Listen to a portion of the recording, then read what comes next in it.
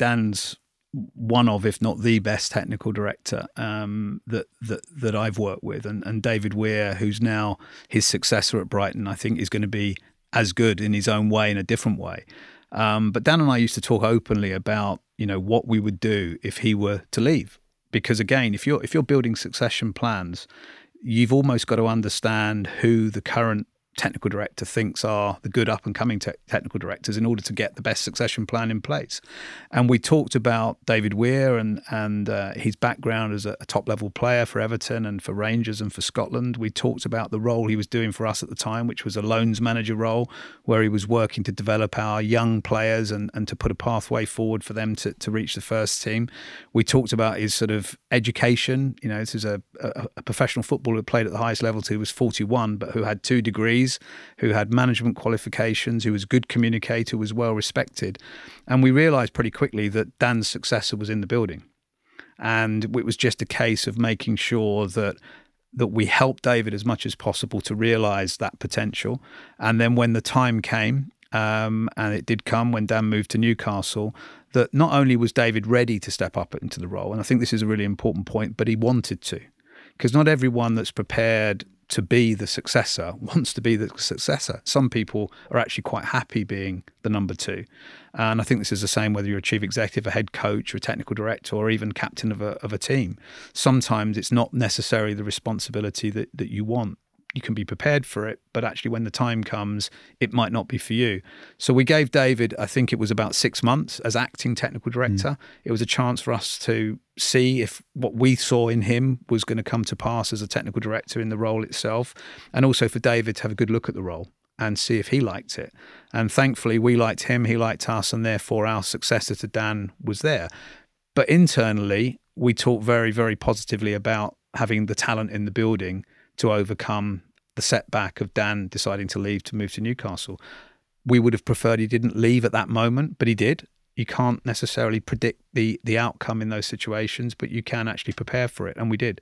For business leaders listening to this, do you tell David Weir, listen, we've had a conversation, just so you're fully aware, our plan is for you to take over from Dan eventually, so have that in your mind so he can work with that big picture idea? Yeah, because I think it's important, without giving any big promises, to give your employees a sense of what you believe their potential is. 1, because I think that improves and increases their confidence.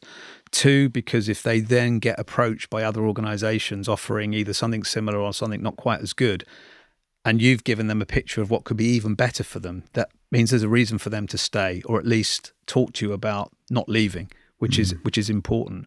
And I think also you want them at that point to say, well, that's fantastic, but I would really appreciate some help in this area, or I don't think I'm as good as I could be in that area. So what can you do to help bridge that gap?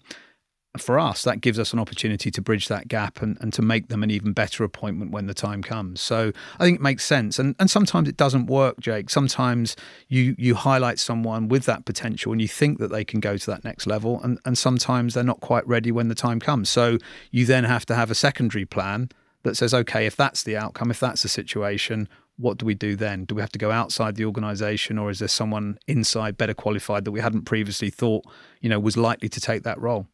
And my other follow-up to that is, and this is quite a selfish question, I have a production company called Whisper Group. We have about 300 staff. And one of the things that I often find myself doing, and I don't work for Whisper, I'm one of the founders, but I'm on the phone to the team an awful lot. And I always say to the senior management team, I say, listen, don't forget, you need to stick around. We'd be lost without you. You're so important to this business. You're so into, because I feel that makes them feel like really valued, so they stick around.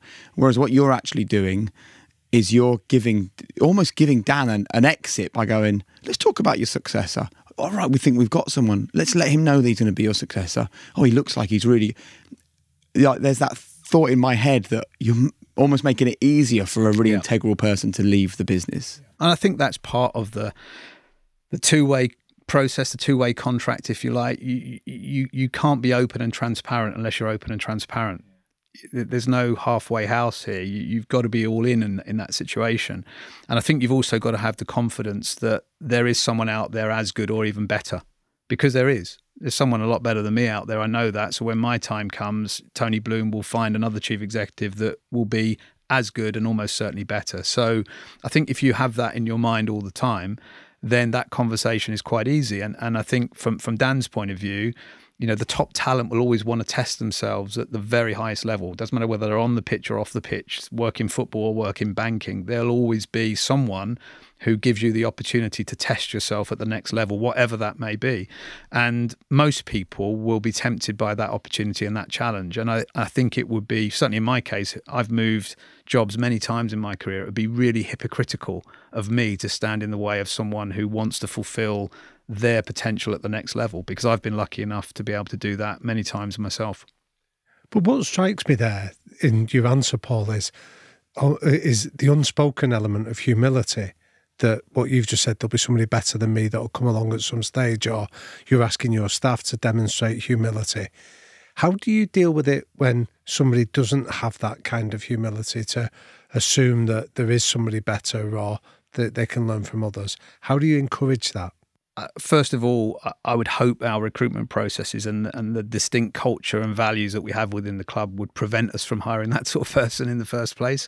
But invariably, you get some recruitment sort of wrong, and either that person quickly adapts to the culture, and if they're smart enough and bright enough and talented enough, that would be the best thing to do if they want to stay with us, or they're just simply not going to work within the organisation, and you have to then take an even more difficult decision, which is probably to part company sooner rather than later, because eventually the culture will either swallow that person up or they'll just be rejected by the culture that exists.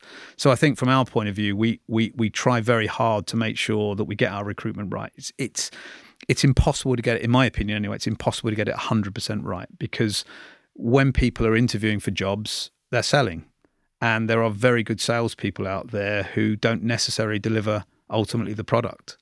And sometimes if they're that good and they get through the screening and they get through that interview process and then get in and they're not quite the person we thought, then obviously we've got a different problem. But again, I don't necessarily think that's a terrible thing. Every so often, I think it reminds you of how important the culture of the organisation is, and therefore how important it is to get recruitment even better every time.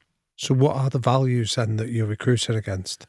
For us, we've got very strong values as a club. We have and they're not rocket science. This is one of the things that I think always surprises people when we do talk to them. And they say, well, I've done a bit of work on the values and I've heard about the fact that you aim high, you treat people well, you like to exceed expectations, you like to make it special, and you act with integrity.